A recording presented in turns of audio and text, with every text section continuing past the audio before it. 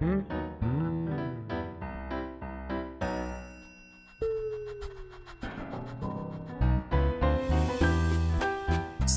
welcome to A Funny Thing Called Business. This is where 4 business owners with over 30 years collective experience under our belts share the capers and triumphs of running a small business and how we now avoid perilous customer chaos and pitfalls. So, I'm Clare Whalley. We also have Darren Langley, Kate Curry, Pete Morgan. So let's dive in to our topic today on business. And today I would love to talk to you about Google Ads.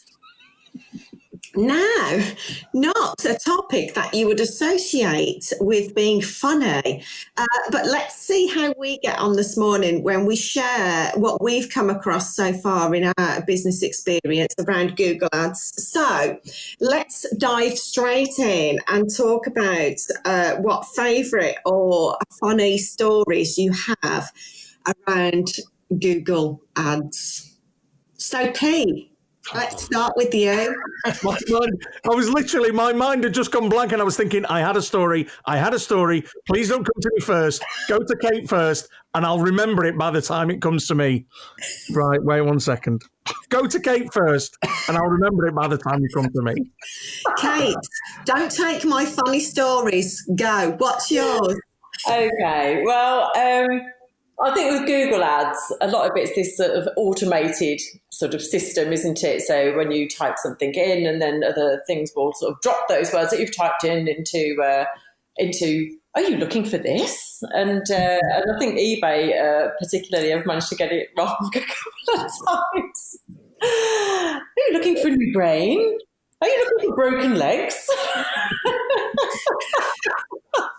I just think that's really funny. And there was my favourite one was sell your soul on eBay. So I don't know how much I'd get for mine. Tuppence. You think they'd be able to get that right and understand that what you're typing in is like, it's nothing to do with what you're trying to buy on eBay. But a few things obviously still slip through the net, much to the amusement of the rest of us.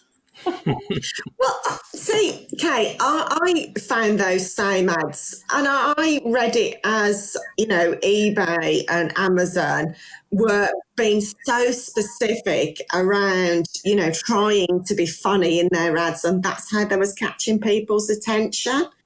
Is it deliberate, do you think? Yeah, well, that's how I read it, and it's deliberate.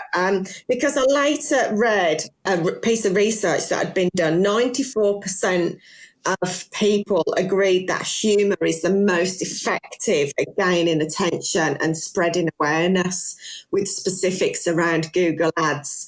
So I came across buy love at Amazon.com, save up 35% on top sellers. Yeah. And ones around where they've been like contextualised.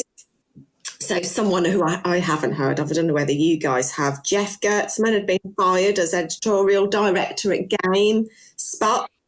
So then PC Gamer came across with a Google ad saying they fired Jeff, get reviews from PC Gamer instead.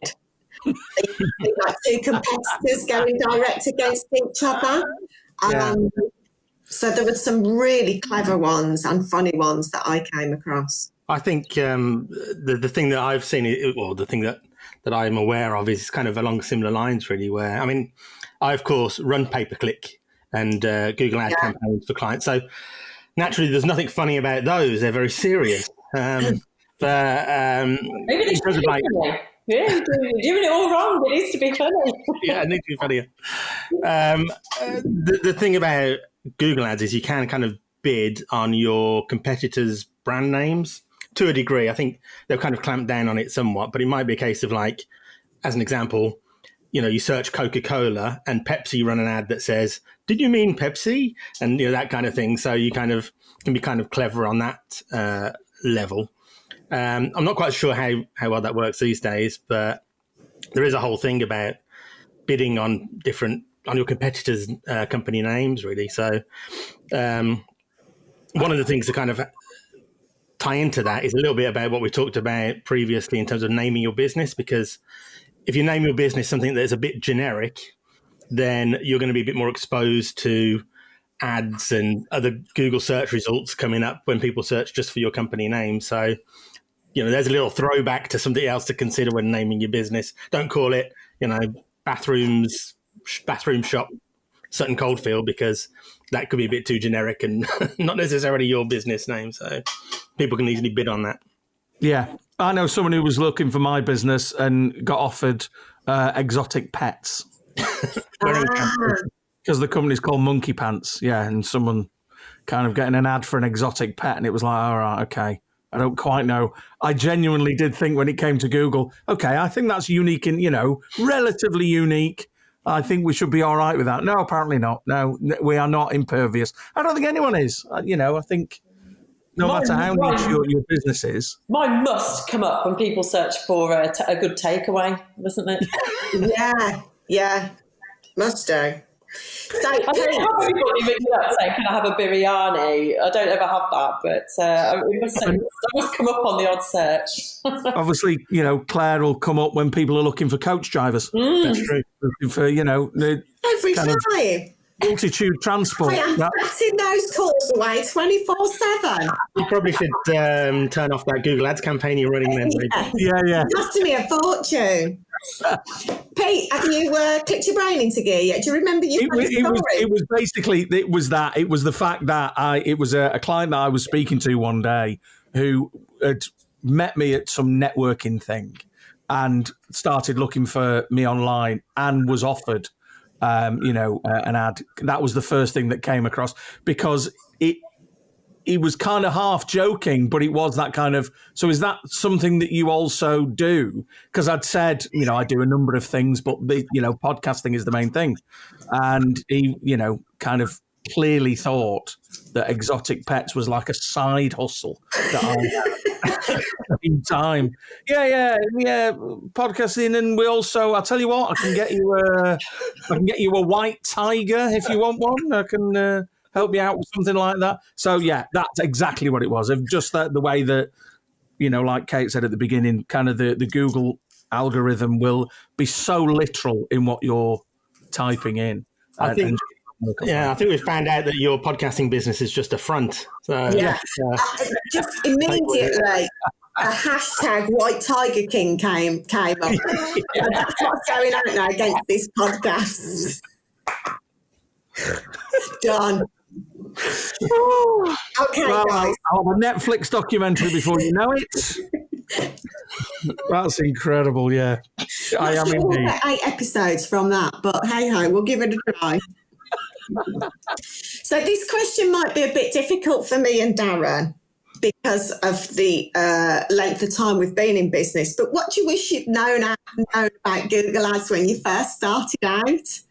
I mean, for me, been in business 13 years, Google Ads, what are they? Well, I've never really used them personally myself either, and I know that some people will throw huge amounts of money at it, and I know I remember one client of mine, it was thousands every month they were throwing at these PPC campains.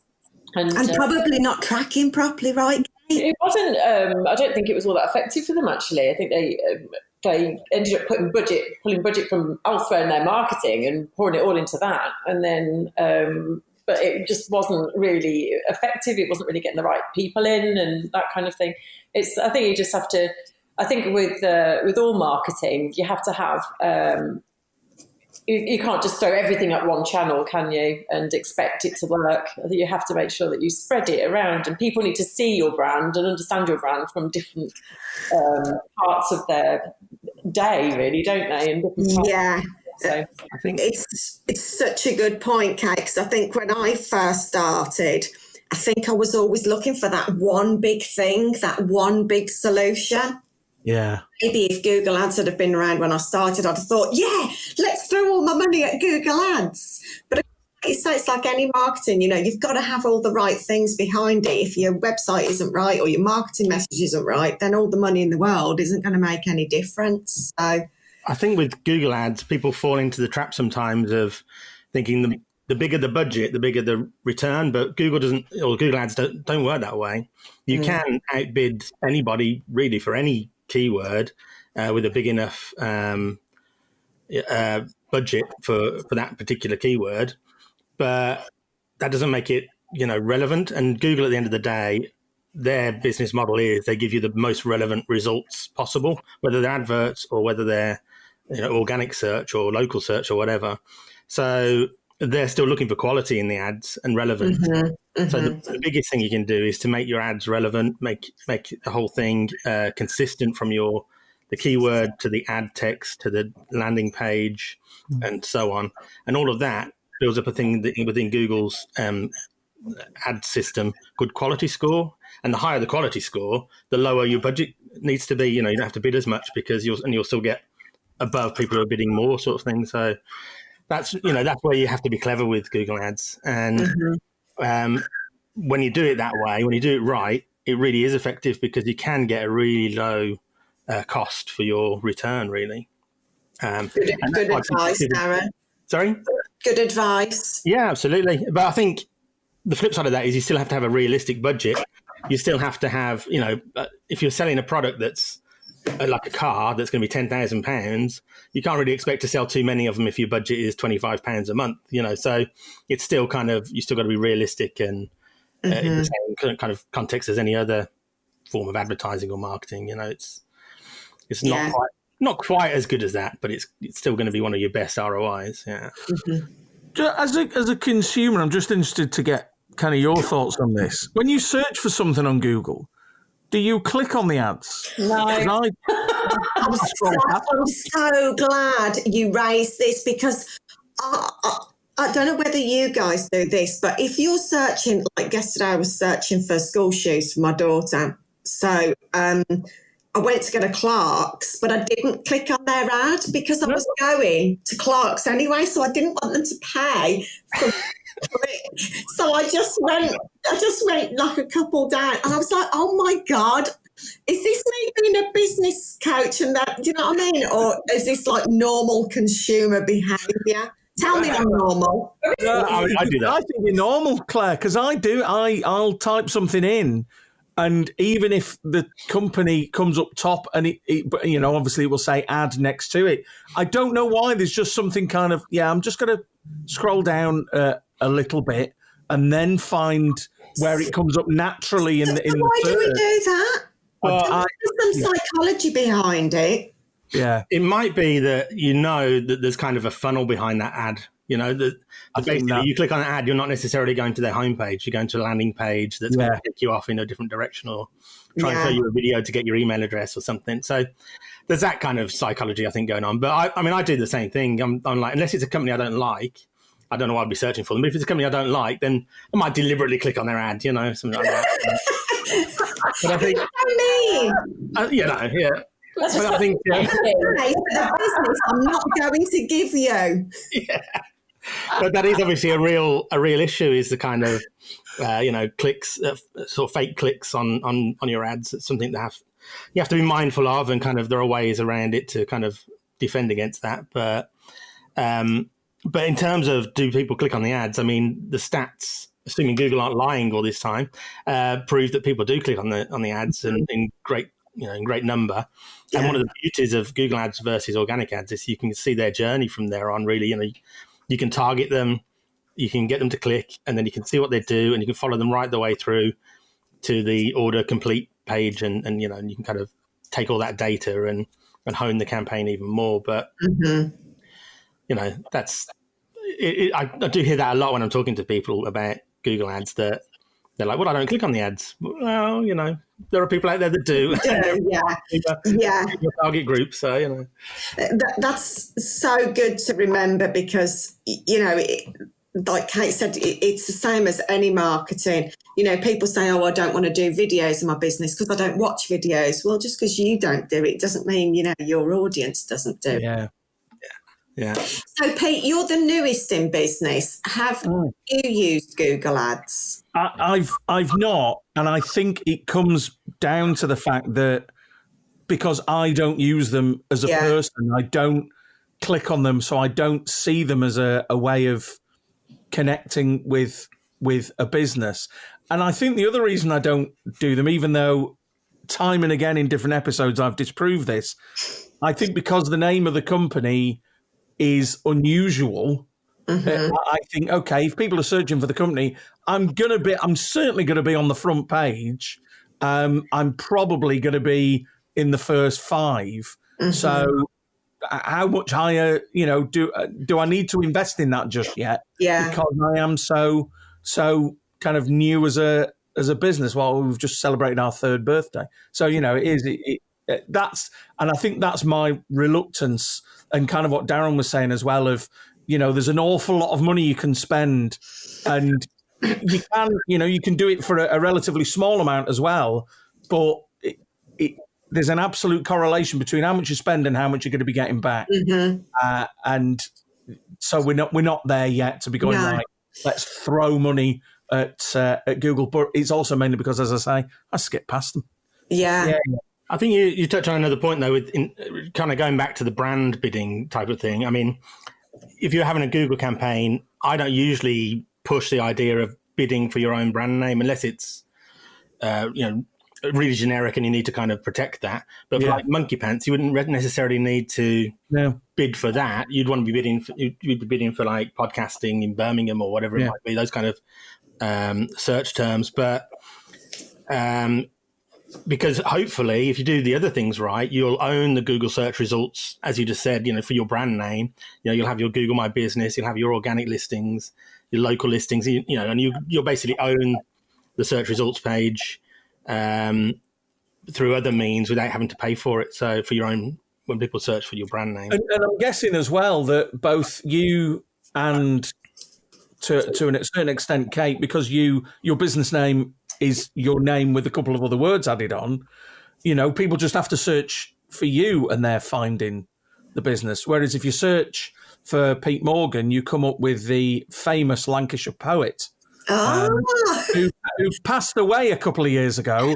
And I had quite a few people getting in touch going, you're dead. Is this true? Oh, no, I'm not then. I shouldn't have.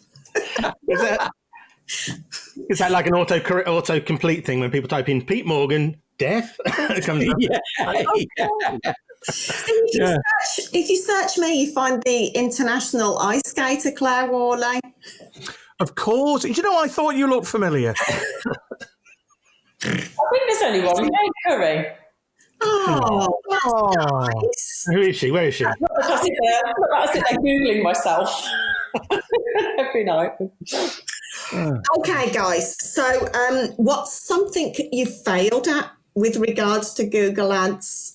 And I'll start with this one because I kind of wrote down when I was thinking about what I wanted to share with you today. You need to try to fail. And I've never tried at Google Ads. But having done a little bit of research for this podcast, it did inspire me. I love the funny ones. And I love trying to be clever with words and, as few words as possible. So I am definitely going to try and put a funny Google ad together with regards to business coaching. So watch this space. I like that. Absolutely. Yeah, you got to try it. Yeah. So, Darren, geek out on us. What something you failed at with regards to Google Ads? Probably the biggest failure was... My biggest failure was probably not buying Google stock in the late 90s. That's probably the worst thing for me to fail to do. But I think Google Ads must work from that perspective because Google, their primary source of revenue is ads. They're pretty big, aren't they, Google? They've done all right for themselves. They've done all right. But they make so much out of that's their primary source of income is ads. So something works. It's working for somebody, probably maybe Google more than anyone else. But yeah, I think in terms of failures, I've had highs and lows when it comes to running campaigns for clients. Some scenarios, the sector they're in is just not really the right format for them. Maybe other like social media advertising or other forms of digital marketing would work better for them. So, there's been a bit of a learning curve on that perspective. So that's probably, the key thing for me. It's just, but it is a case of trying it. You try it, you find out, you get the data, and then you try it again, and you do it more of what works and less of what doesn't. And there's no silver bullet, is there? No. Kate, what about you? Well, I'm like you, Claire. I've never done one, and it's should I be using that? Putting that in my marketing mix as well as everything else. I think I've only just been starting to really ramp up the SEO side of things, which I suppose is the more organic side of it, isn't it? Maybe Google try and squash that down a bit more now and trying to get you to pay more money for your clicks. But I think so I haven't personally sort of really failed at anything, but like you, I think I might give it a go. But I think there are some quite funny failures out there where people have tried to they've tried to cheat the system with wedging loads of keywords into their website by putting white text on a white background. So it'd be like creative design, graphic design, copywriting, design, marketing, creative, like all over your website. They pick up on these things eventually, don't they, and clamp down on them. I think there was one. He wasn't a plumber, but to protect his identity, I'll say he was. But it's just like on his website, he put like, "We're plumbers in Birmingham. We love plumbing in Birmingham. Do you need plumbers? Do you live in Birmingham? Then come on, we're a plumber in Birmingham." Oh, bless her. As always, people try to sort of cheat the system. Really, I think there's no, you can't really be just doing things properly, can you? So, but you've got wise to that now. Yeah. So it's I think I'm going to give it a go as well. And like you say, I don't think there's such a thing as failure really in business. I think it's just trying and learning from it and finding out what works for you. It might be that your sector's not quite right for that thing, like Darren said, but you don't know without really giving it a go and trying it. Absolutely, wise words, Kate. Yeah. No, I love that. I love that approach of, there is no such thing as failure. In business, it really is just kind of trying stuff, and I think, I didn't know whether all of us should try Google Ads, and then we do a part 2 of Google Ads podcast where we yes to or we do a Google ad for the podcast and see how it goes. Yeah, that's interesting, because I also thought as well, I've been inspired to try Google Ads on the back of doing some research for this show. Kate's been inspired. So, we're looking for a sponsor, Google. Yeah, absolutely. I'm sure that, one, we know they've got the cash to be able to do it. Yes. They can absolutely sponsor us. Yeah. And 2, I don't think they sponsor any other podcast. And, listen, we either go big or go home. Yeah, I'm all about going big.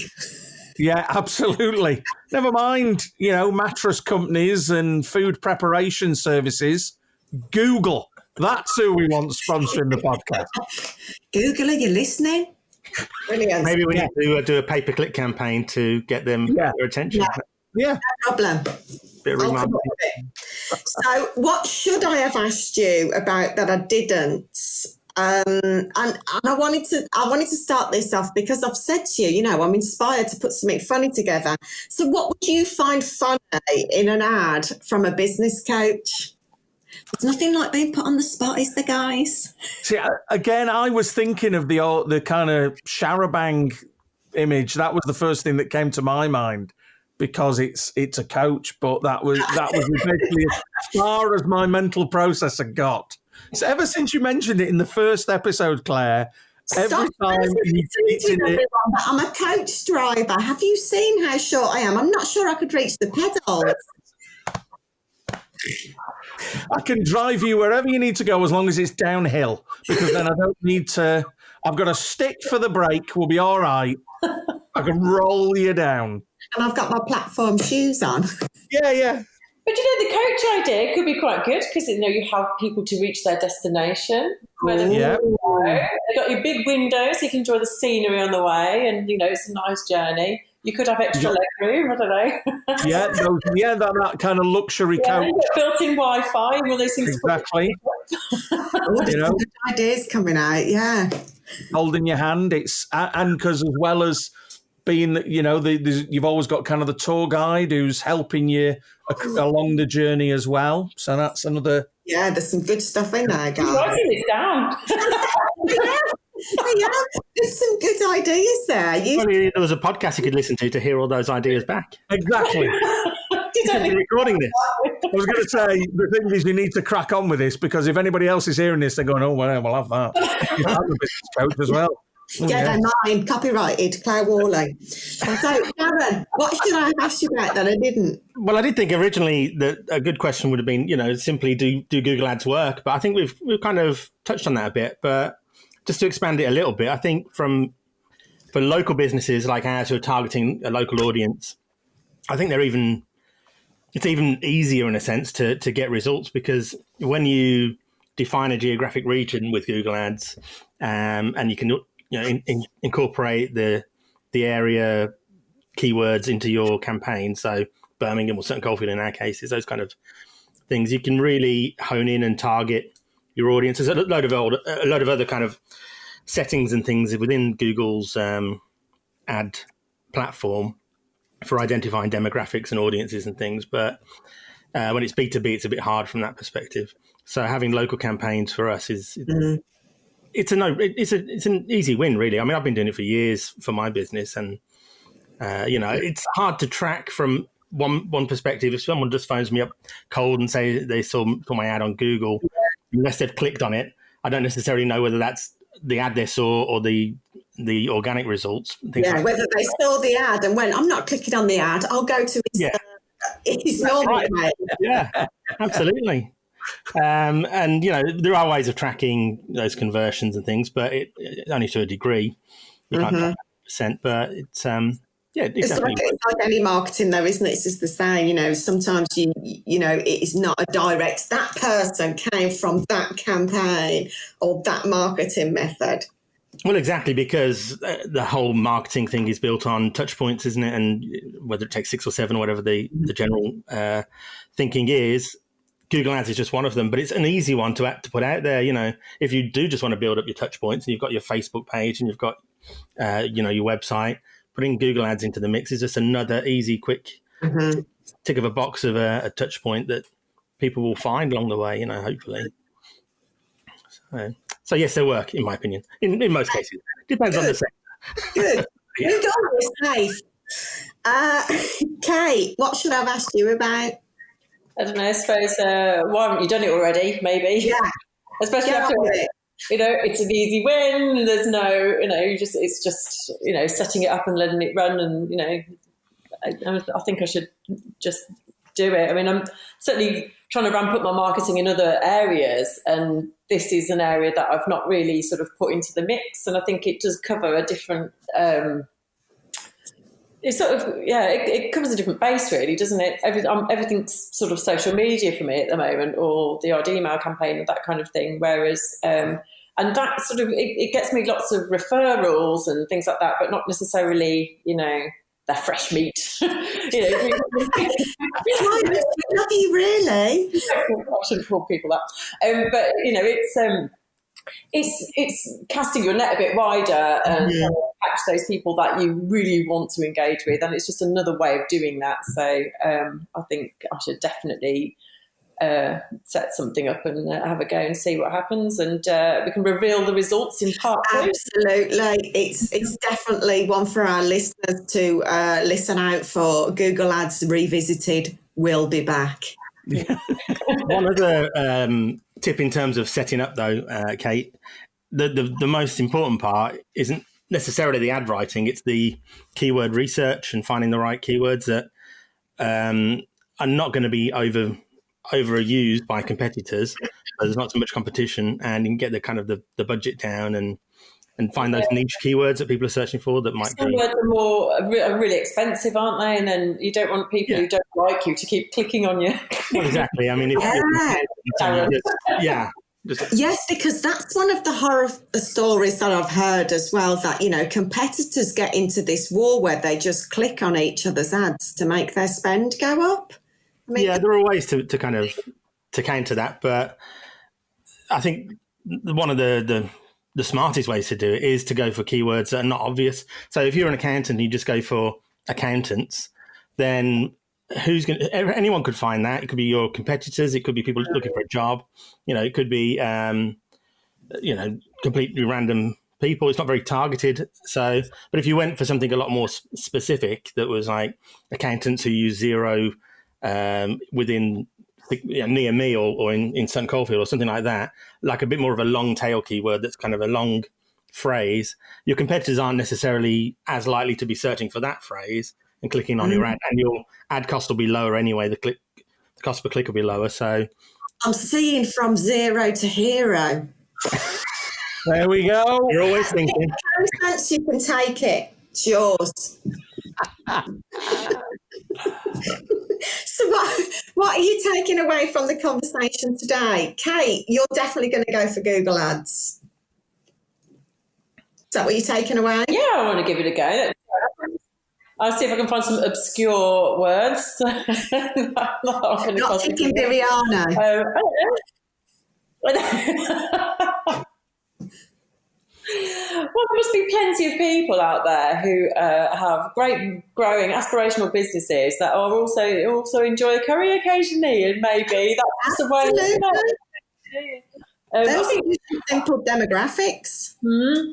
Yeah, I just want to try it and see. I'm just quite intrigued to see the results I get from it. I suppose it's like we've sort of touched briefly on previous episodes on social media paid campaigns, and I suppose that's a similar thing, really, isn't it? It's like setting something up in order to really boost your reach to people that don't know you, and so I think it's it's something that I really want to explore, and it's been a useful chat.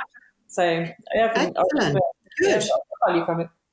Pete, what are you taking away from today? Yeah, pretty much the same, really, as Kate. It's definitely something I'm going to look into, and I think my view of it has been too simplified in the past. Like Darren said, yeah, okay, there really isn't that many kind of other people that's going to search, when you search for monkey pants.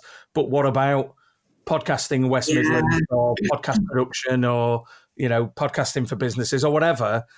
So it's definitely something I'm gonna look into, and as we say, I think Google Ads revisited as a future episode to see how we've all got on.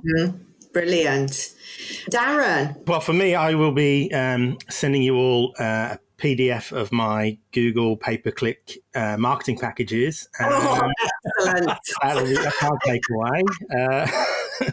There is that kind of thing sometimes. When I talk to people about pay-per-click marketing, they do sometimes turn around and say, but I don't sell paper clips. It's kind of... I had to squeeze that one in there somewhere. Oh dear. Oh, Darren.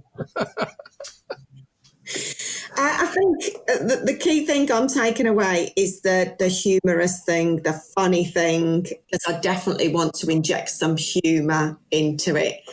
And that's more likely for me to get better results. Yeah. And, I just saw a headline, simply keyword generated, and that's what equals amazing results. So just keeping it dead simple. And that's what it should be, because there's only a certain amount of characters in your Google ads. So you've got to be really, really targeted and clever about it. So I like that kind of challenge. Yeah. Okay, our lovely listeners. So watch this space then, and we'd love to hear how you've got on with Google Ads. If you've got anything to share with us, please do. And as always, please share, subscribe and review so our fellow business owners can enjoy, be inspired, and always keep focused on the fun side of business.